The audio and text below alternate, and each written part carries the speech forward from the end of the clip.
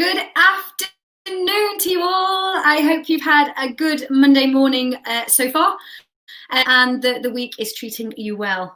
Your weekend was great. Don't know about you, but mine whizzed by. Life in lockdown doesn't seem to be creating any more time for me personally. I don't know about you. It gets absorbed with all things. Not quite sure what, but it certainly blinked and it was Monday. So I'm back for literally a few minutes of just healthy tips, things that we might have forgotten about, things that we might already know, a reminder of how we can keep ourselves mentally healthy as well as physically healthy in lockdown. So this morning my post was about calling a friend. Simple thing to say, but I think that it carries far more weight than we give it credit for, potentially.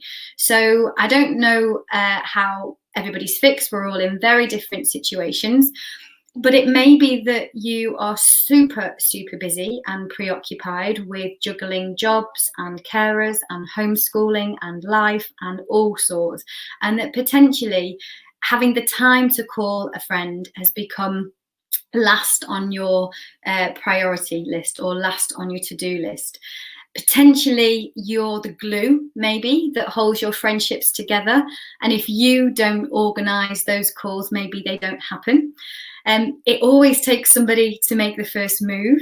Maybe people, if you haven't spoken to somebody for a while, you think, oh, it's been too long now, or it's a bit late now, or I'll do it again another day. But for someone else, that may be the only contact with another human they have that day. It may be that we feel that we've got nothing to say anymore because nobody's going anywhere. We haven't had any holidays. There's nothing. You think you've got nothing to say, but actually it's the small stuff that you kind of want to catch up with your friends that potentially you're missing out on. You also might want to feel that, or you may feel that you don't want to burden that friend with how you're feeling because you think, oh, well, they've got enough on their plate.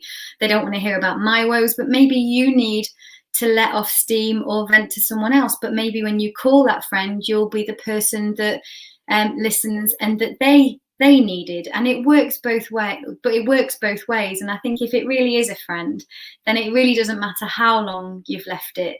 You're both there for each other. And it doesn't have to be a friend. It could be a family member that you've not spoken to for a long time.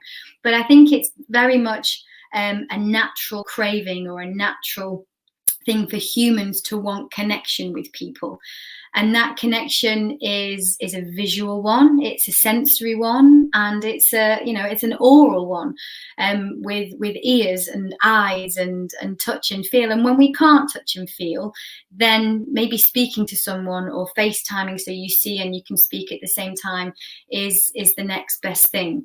So I would suggest that you just think about someone in your life that maybe you haven't spoken to for a while, that it doesn't have to be an all-consuming chat. It doesn't have to be an hour's conversation. It could be just, you know what, I'm picking up the phone, I've not heard your voice, just want to see how you are, I haven't got long, you're in my mind, you're on my thoughts, and hi. And that might be enough to just lift someone else that day, and it makes you also feel good. So it's a win-win for both people. So that would be my mental health tip of the day, is just call someone who is meaningful in your world for whatever reason. Just pick up the phone, say hi. It doesn't cost anything. Kindness is everything, and I think a little bit of human connection will do us all the world of good. I'll be back tomorrow. Have a great afternoon.